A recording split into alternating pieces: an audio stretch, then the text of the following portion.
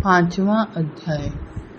धन से धर्म की, योग से विद्या की, मधुरता से राजा की और अच्छी स्त्रियों से घर की रक्षा होती है। ब्राह्मण, क्षत्रिय और वैश्य आदि द्विजों के लिए अग्निहोत्र गुरु के समान आदरणीय है। चारों वर्णों में ब्राह्मण सबसे अधिक श्रेष्ठ और आदरणीय है। स्त्रियों के लिए पति ही गुरु है और घर में आया हुआ अतिथि सभी के आदर सत्कार के योग्य माना गया है। द्विजों का कर्तव्य है कि वे अग्निहोत्र आदि कर्म आदर पूर्वक नित्य करते रहें। अग्निहोत्र से वायुमंडल शुद्ध होता है। मनुष्य के स्वास्थ्य और पर्यावरण के सुधार के लिए हवन, यज्ञ आदि करना आवश्यक माना गया है।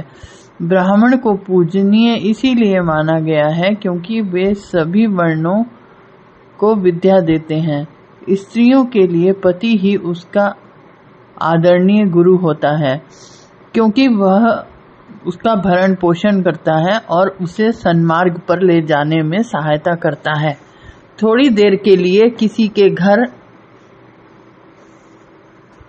आता है, अतिथि देवो भव, ऐसा शास्त्र वचन भी है।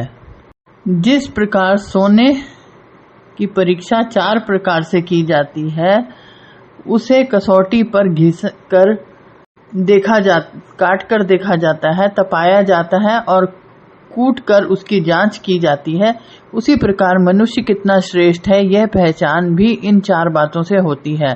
चाणक्य के अनुसार इन 4 प्रकार से की गई परीक्षा में स्वयं को ही सही सिद्ध करने वाला व्यक्ति खरा है। उसकी सज्जनता, उसका चरित्र, उसके गुण और उसके आचार व्यवहार उसके खरेपन की पुष्टि करते हैं।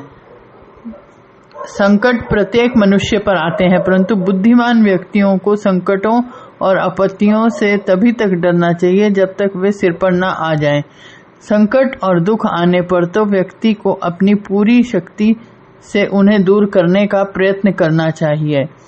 एक ही माता के पेट और एक ही नक्षत्र में उत्पन्न हुए बालक गुण, कर्म और स्वभाव में एक समान नहीं होते। जैसे बेर वृक्ष के सभी फल और उनके कांटे एक जैसे नहीं होते, उनमें अंतर होता है। चाणक्य ने बेर और कांटों की उपमा एक विशेष विचार से दी है। एक ही बेर के वृक्ष पर लगे हुए सभी फल मीठे नहीं होते। बेर वृक्ष पर कांटे भी होते हैं, परंतु वह कांटे भी एक जैसे कठोर नहीं होते। इसी प्रकार यह आवश्यक नहीं है कि एक ही माता पिता के और एक ही नक्षत्र में पैदा होने वाले बच्चे के गुण, कर्म और स्वभाव एक जैसे हों। उनका भाग्य तथा उनकी रुचियां एक जैसी नहीं होती। माता पिता के एक होने पर भी प्रारब्ध और परिस्थितियों का अंतर तो होता ही है। कोई भी अधिकारी लोभ रहित नहीं होता। श्रृंगार प्रेमी में काम वासना की अधिकता होती है।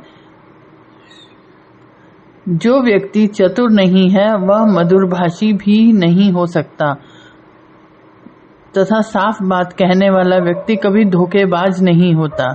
प्रायः देखा जाता है कि जिस व्यक्ति में बड़ा बनने की लालसा होती है वही अधिकार प्राप्त करना चाहता है। जो अपने शरीर को अच्छे वस्त्र और खुशबू आदि से सजाता है उसमें काम वासना की अधिकता होती है। मनुष्य मूर्ख और फूहड़ व्यक्ति मधुरभाषी नहीं होता।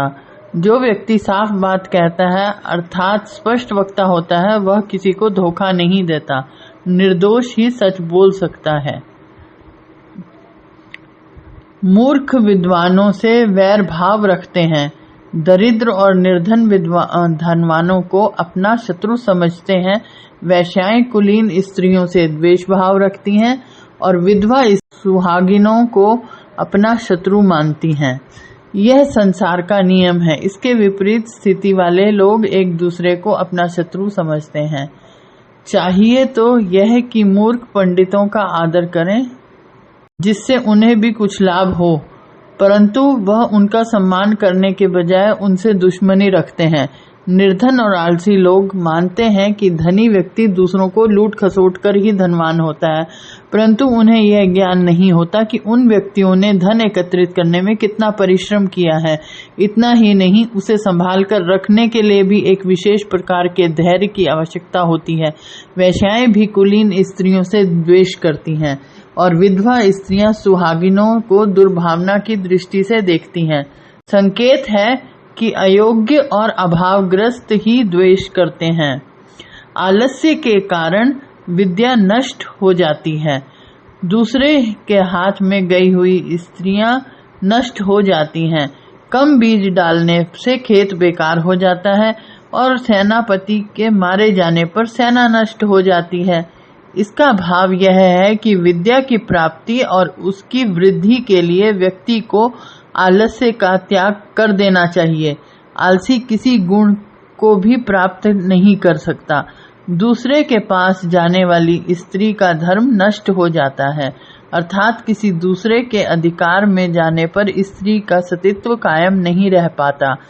यदि खेत में बीज बोते समय कंजूसी की जाएगी और बीज कम डाला जाएगा तो अच्छी फसल नहीं हो सकेगी। सेना में बल सेनापति से ही स्थिर रहता है। जब सेनापति मारा जाता है तो सेना का हार जाना स्वाभाविक ही है।